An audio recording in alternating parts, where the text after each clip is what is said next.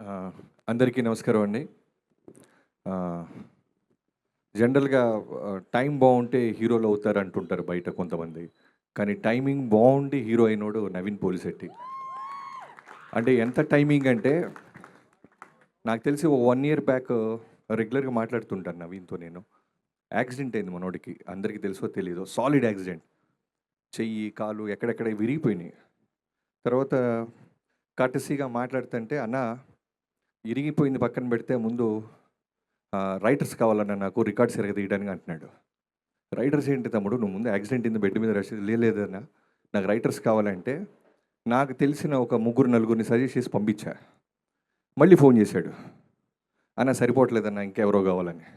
ఏమో ఎక్కడి నుంచి పట్టుకొస్తాం, ఉన్న రైటర్స్ అందరినీ పంపిస్తే నువ్వు నీ ఎనర్జీకి వాళ్ళు మ్యాచ్ అవ్వక పారిపోతున్నారు తమ్ముడు అంటే.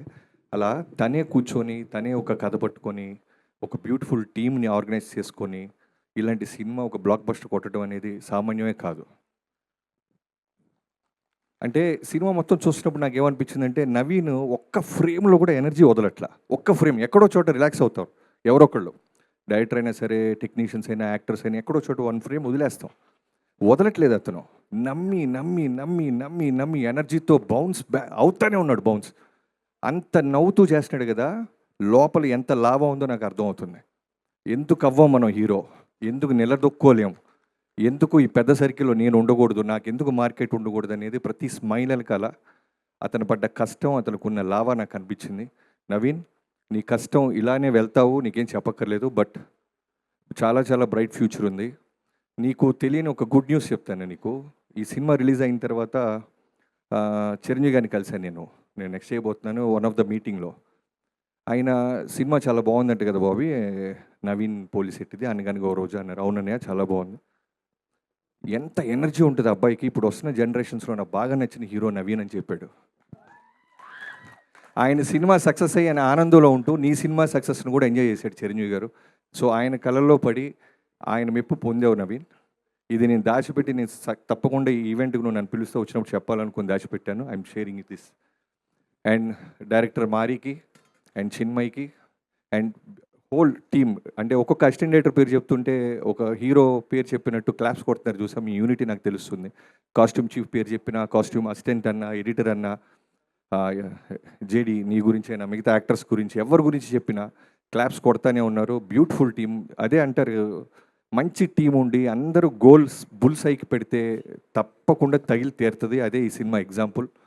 అండ్ మా ప్రొడ్యూసర్ మైక్ టైసన్ వంశీ గారికి సంక్రాంతికి ఖచ్చితంగా హిట్ కొట్టాలి ఈ సంవత్సరం కూడా అని తను బలంగా నమ్మాడు. సో చాలామంది అంతకుముందు 1-2 ఫిల్మ్స్ తనకి ట్రేడ్ దగ్గర సరిగ్గా చేయకపోయినా జనము, మీడియా అందరూ కూడా కోరుకున్నారు ఈ సినిమా ఖచ్చితంగా హిట్ అవ్వాలని వంశీ గారికి. సో కంగ్రాచులేషన్స్ వంశీ గారు అండ్ హోల్ టీం అందరికీ. అండ్ మీనాక్షి, నవీన్ లాంటి ఒక ఎనర్జీ పక్కన స్క్రీన్ మ్యాచ్ చేస్తూ ఎంత ఎనర్జీగా చేసావో తెలుసా నువ్వు. నేను ఎంత కష్టపెట్టాడో నాకు తెలియదు, ఎన్ని 1 మోర్లు తీసుకున్నా నాకు తెలియదు. అంటే ఈ సినిమా ఒక బ్యూటిఫుల్, ఒక చిన్న రిస్క్ కూడా కనిపించింది. కంప్లీట్ ఎంటర్టైన్మెంట్ మీద వెళ్తూ వెళ్తూ నేను ముందు డైరెక్టర్ అవడానికి ముందు చాలా సంవత్సరాలు చాలామంది డైరెక్టర్ల దగ్గర రైటర్గా వర్క్ చేశాను. బ్యూటిఫుల్ అంటే ఎమోషనల్గా బ్లెండ్ చేశాడు. ఎంత రిస్క్ అంటే అది జనం అంతా కామెడీని ఎంజాయ్ చేస్తున్న టైంలో స్టోరీ టెల్లింగ్ అనేది ఒక మెసేజ్ ఓరియంటెడ్ కానీ ఇలాంటివి టచ్ చేయరు జనరల్గా. కానీ తన కాన్ఫిడెన్స్కి, తన టీంకు ఉన్న కాన్ఫిడెన్స్కి మీనాక్షి తను కలిసి జాగ్రత్తగా స్క్రిప్ట్ని చిన్న ఎమోషన్లోకి తీసుకెళ్ళి ఎక్కడ చిన్న ఎమోషన్ పెట్టించాలో కంటెతడి పెట్టించి మళ్ళీ వెంటనే ఫన్లోకి తీసుకెళ్లారు. సో చాలా చాలా మీ స్క్రిప్ట్ టాలెంట్కి కూడా హ్యాట్స్ ఆఫ్. ఎవరైనా మర్చిపోతే క్షమించండి. Thank you so much. Thank you so much Bobby గారు. రిక్వెస్టింగ్ దిల్రాజ్ గారు, బాబీ గారు to please stay back on stage. అలాగే Naveen and one second, Bose గారు మీ చేయబడితే బ్లాక్ బస్టర్ అవ్వకుండా ఎలా ఉంటుంది బోస్ గారు? నా వాల్తేరి వేరే కానీ నా అన్ని సినిమాలో నేను బ్లాక్ బస్టర్ ప్రతి సినిమాలో మీ రైటింగ్ ఉంటుంది. చిన్న పెద్ద చిన్న బడ్జెట్ అంటే యంగ్ కొత్తగా వస్తున్న కుర్రోడని కాకుండా ఒక ఆస్కార్ లాంటి విన్నర్ మీరు. హోల్ అన్ని పాటలు మీరు రాశారంటే మీ మంచితనానికి thank you so much Bose గారు. Thank you. ఎస్, బోస్ గారినే వేదిక మీదకి రావాల్సిందిగా రిక్వెస్ట్ చేస్తున్నాము. షీల్డ్ని అందుకోవడానికి ఈ సినిమాలోని అన్ని సాంగ్స్ని సింగిల్ కార్డ్ అంత బ్యూటిఫుల్గా రాసి సూపర్ హిట్ కొట్టినటువంటి చంద్రబోస్ గారికి, అలాగే అంత బాగా కంపోజ్ చేసిన మిక్కీ గారికి కంగ్రాచులేషన్స్.